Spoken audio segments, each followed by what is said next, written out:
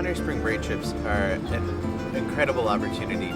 These are the sites that you've learned about in Western Civ. They have great historical and cultural value. Apart from the sites themselves, the experience is incredible because you're traveling with a group of students who have all been through the same experience of learning about these places, and you get to see them come alive together. You're traveling with your professors, so you get to learn about these things in a whole new light.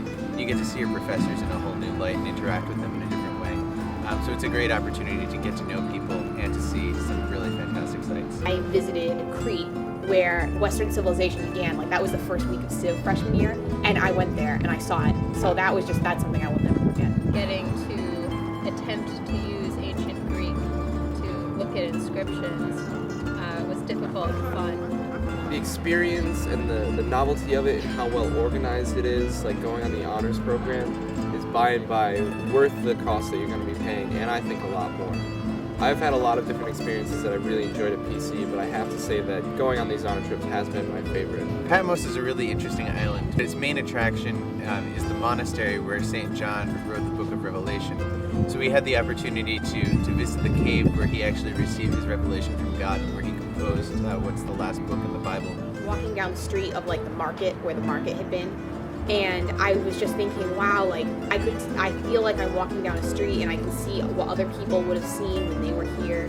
And just to be in a place that was that old, I felt like I was sort of like in the cradle of civilization. The trip we went to this like cove and we did snorkeling, and a few of us did scuba diving, and it was just so cool just to really see, I guess, like the wildlife and do something neat like that. A couple of hours along the Greek coast, and we got to see, the countryside and the water, and it was really beautiful.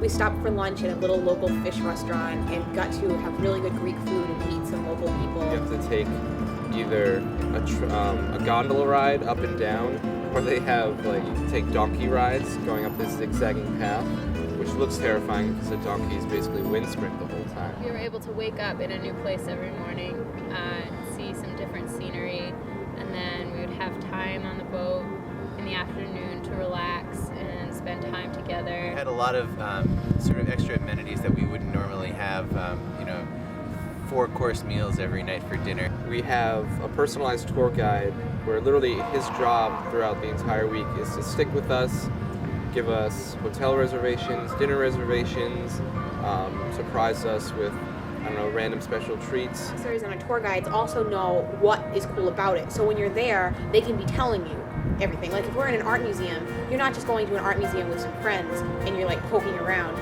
You're going with college professors who know about the stuff that are in the museum. Also able to meet a lot of students that I wouldn't otherwise have met. That a lot of the kids that wind up going on these trips are some of the best, brightest, and most interesting people that I've met here at PC. So being able to go on a trip and have a great time with some friends that I already have, as well as make a bunch of new ones, really make the experience. Because I think, despite how great it is to see the Pantheon in Rome or the Parthenon in Athens, it's really the people that you're sharing those experiences with that really make it worthwhile.